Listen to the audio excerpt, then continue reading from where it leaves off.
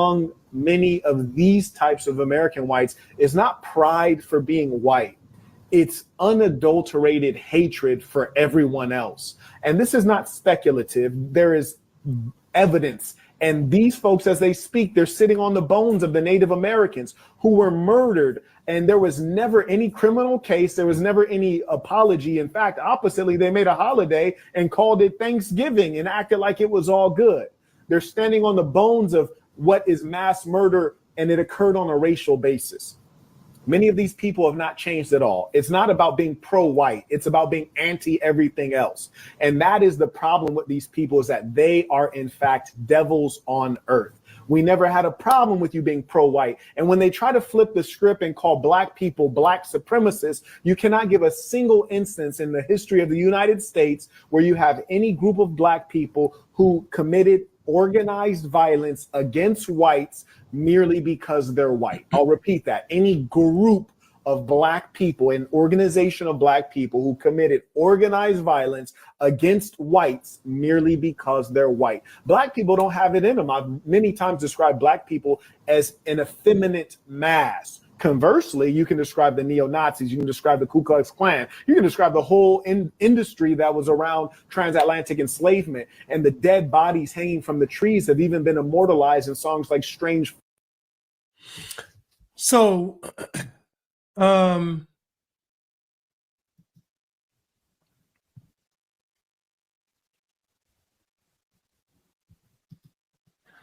again, Marquette is a, you know, there's a thing where there's a low-hanging fruit, and then there's a fruit that's on the ground. Then there's a fruit that's on the ground that's rotten with maggots in it. That's what he's picking up, is that type of fruit. Let me go to my image. So let's just dissect what he said bar for bar. And Chuck and I did a live on this, and Chuck gave an excellent breakdown. And we talked about the great replacement theory and all these things. And so that's on my channel with me and Teach 'em Chuck, or Teach 'em Chuck and I. We did a 2-part series. It's excellent. I mean, Chuck goes into depth about all these things that Marquette that he thinks he knows, but he doesn't. So let me go ahead and say this, though. The Native Americans that he's claiming that we're on Native Americans' bones, they were Native American bones before white people even got here. Native Americans were killing each other, so they were already standing on bones. And if we look through history, there wasn't this thing where white people came and just conquered. There were wars, there were battles, it was a fight, because that's what happens when you are trying to conquer new lands, discovering new territories. The Native Americans don't have a deed on American soil. The Native Americans came here across the Bering Strait. They're not even from here.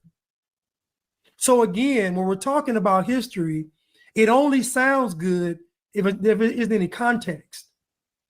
The Native Americans that we know today came across the Bering Straits and came down into what we call North America. They're not even from here. And even when they were here, before any white man ever got here, they were killing each other. So the Native American bones have been here for a long time.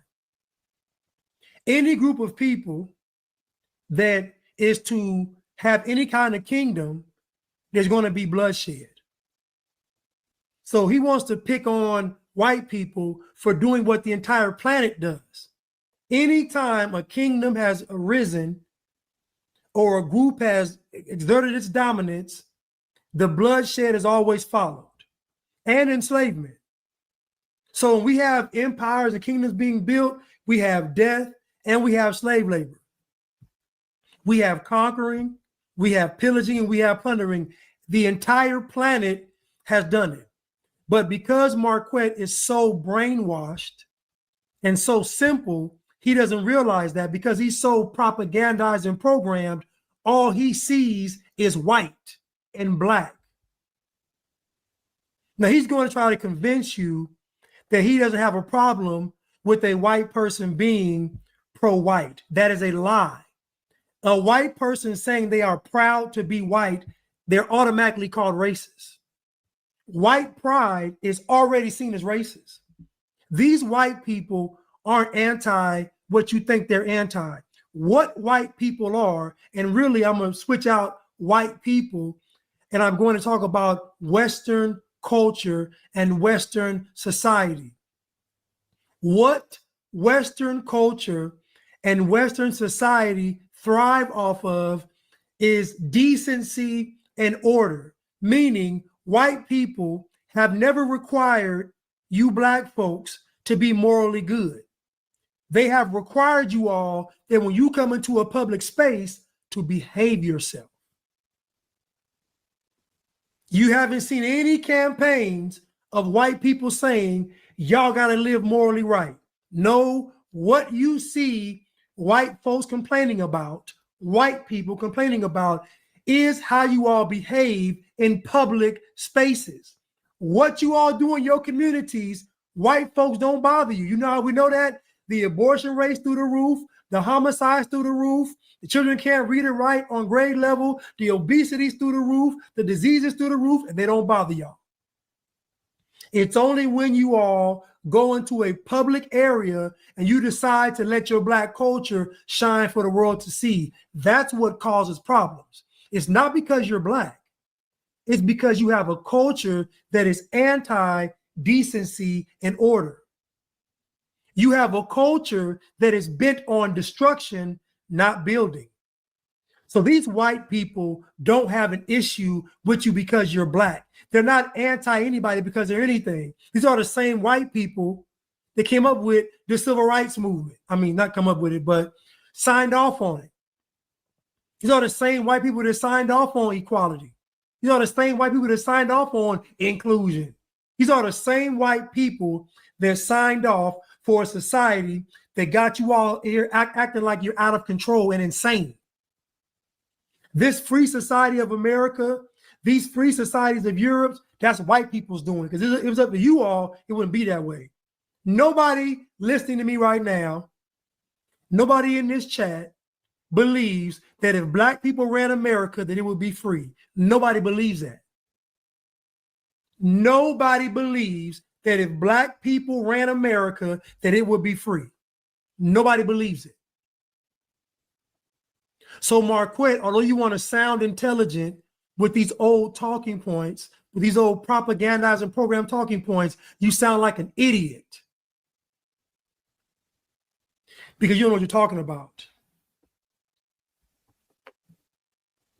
The entire history of the world is not summed up with white people bad. Go to Africa right now and tell me what they're doing in their countries. We can look in America right now. Look at the cities that are ran by black people. Tell me how are they looking? Tell me about the cities in America that are ran by black people. How do they look? For the most part, white people avoid you all. You all cry and complain, and they give you what you want. You can't name one thing that black folks have cried and complained about that white folks didn't give them. You can't name one thing, Mr. Devon or Mr. Burton.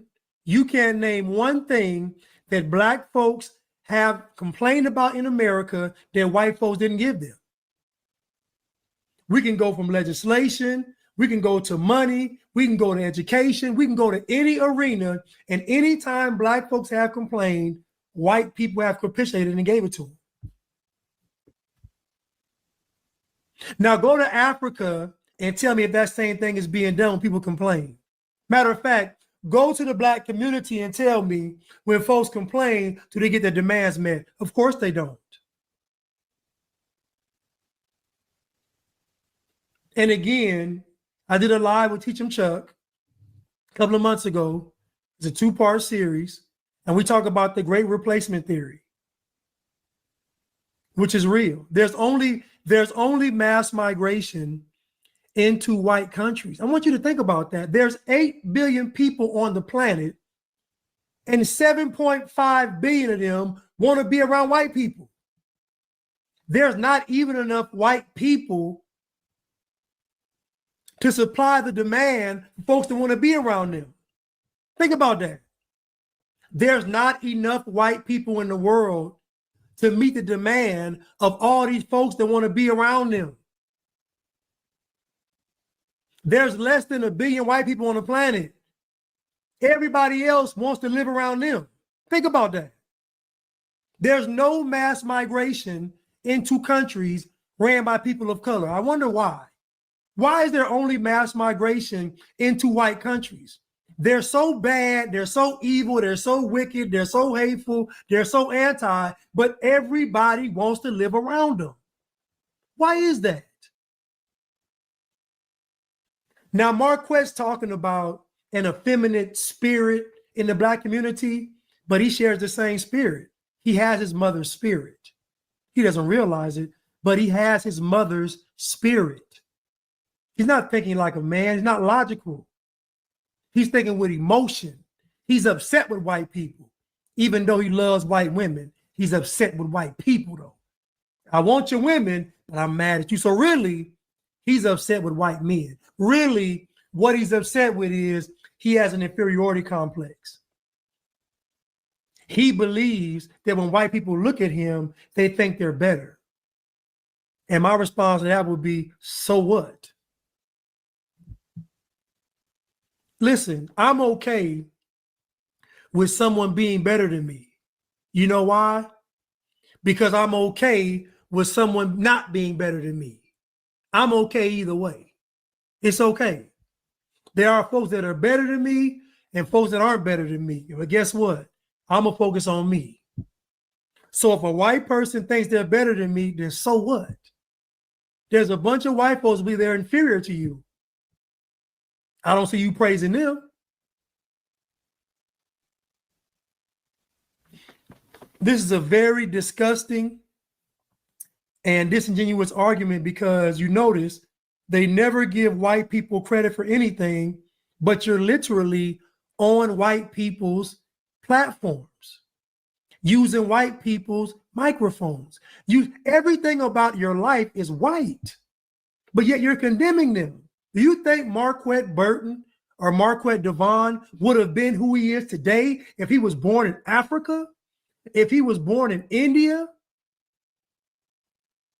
He wouldn't. He would be a nobody. He would be a nobody trying to come to America. We are not going to act like the white Christian conservative patriot is not the global target. In America, they've already said the number one threat to America is not a foreign attack. It's not a cyber attack. It's not a nuclear weapon.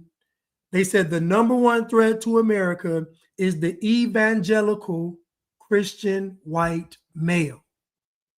That has been deemed the number one threat to America. If you don't believe me, just look at the globalist agenda and look at who they say their threats are. What are their threats? They say their threat is nationalism. That's what they say. They say closed borders. Think about what they say is the threat to the globalist agenda. It's white people. And I always say this. The lady over the EU said a couple of years ago, she said, we had 150 million Europeans, mostly adults, that did not get the snake bite. She said, next time we are going to have to use force. 150 million white Europeans said no to the globalist agenda. 150 million white Europeans said no to something that over 6 billion people said yes to. So who do you all think is the biggest threat? Who do you all think is the biggest? Who is labeled anti this and anti that? White people. When it came to all the Peter pandemics and all of its measures and all this stuff, Who were they saying was against it? White people. They were saying white Republicans were against it, white conservatives were against it, and white Christians were against it. They said that all of the Peter pandemic measures and the shots, it was the white Christians, white conservatives, and white Republicans that were against all of it. So who do you think the number one threat is to this global agenda? It's not Black people. That is the myth. Black people are not a threat. They are literally working for the system. Black people follow the Democratic Party at almost 100%. That should prove to anybody with a brain they're not rebels, they're not revolutionaries. They are literally working with the city. Excuse me. Yeah, no pun and a Freudian slip. They're working with the city, they're working with the government, they're working with the globalists, they're working with the communists, Black people. And it's just that simple.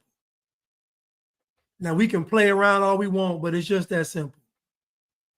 Black people are not going against any of these things that are threats to humanity at all. So this notion that white people are not being targeted, that white people are not being persecuted is a lie. They already are trying to attack the Bible because the Bible is not associated with Black people. The Bible is associated with white Christian conservatives, Republicans. That Bible is associated with them. Black culture and the Bible do not mix at all. So again, white people are under attack. White people are being attacked because they are white. Yes, that is a true statement. White people are being attacked because they are white. Yes, we see it in media. We see it in politics. We see it in Hollywood. We see it in entertainment. We see it in sports. We see it socially. We see it everywhere. A white person can't even wear a Trump hat in certain places. A white person can't even say, I support Trump without being fired. A white person can't say, I'm a Republican without being fired. It's not just white liberals and white communists going against white conservatives. It's also the Blacks, the Hispanics, the Asians. They use the other groups too. Jews. So all of y'all are guilty of doing it. That's what makes it real persecution, because it's all against one. It's even their own against them. So it's even white liberals and then the rest of the liberals. It's the LGBTQs. It's the bliggities, it's the higgities, it's the jiggities. It's most of the world against this white group, these white Christian conservatives. So yes, it is true. That is the true persecution. As a Black person, you can always holler racism and get a pass. Every other group has an excuse to use or a grievance. What do white folks have? White people can't even complain. Think about this. Think about how y'all view a white person can't even complain about something that's actually wrong. We saw all during the election of you Black folks getting mad because white folks were saying the economy's messed up. The borders are out of control. Like y'all was getting upset because white folks were addressing a problem.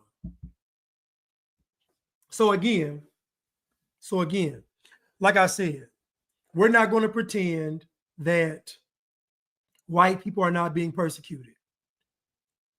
All you have to do is just ask yourself, listen to a Black person get on TV and say something, and then ask yourself, can a white person say the opposite? All you got to do. All you got to do is listen to these Black folks on major platforms, in movies, entertainment, wherever, and ask yourself, can a white person say the opposite? The answer is no.